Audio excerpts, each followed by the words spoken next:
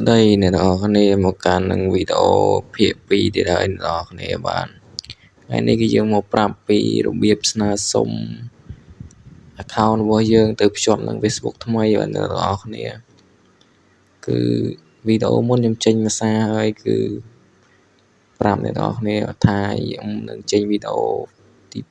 2តែពេលនេះគឺយើងប្រាប់ពីរបៀបស្នើសុំសិនអ្នកនរគ្នាគឺទី1គឺយើងដាក់ Gmail ដែលយើងត្រូវឬមួយ Gmail ដែលប្រើការហ្នឹងយើងដាក់មកហើយចាំលេខកូដ6ខ្ទង់វាផ្ញើទៅ Gmail ហ្នឹងអ្នកនរគ្នាហើយយើងយកលេខកូដ6ខ្ទង់យកមកបំពេញកន្លែងហ្នឹងមកអ្នកនរគ្នាចាំហើយក៏វាបង្ហាញផ្ទាំងនេះយើងចង់ដាក់លេខកូដប្រមាណដាក់ទៅហើយលេខកូដហ្នឹងត្រូវតែចាំអ្នកនរគ្នាលេខកូដដែលយើងដាក់ account ហ្នឹង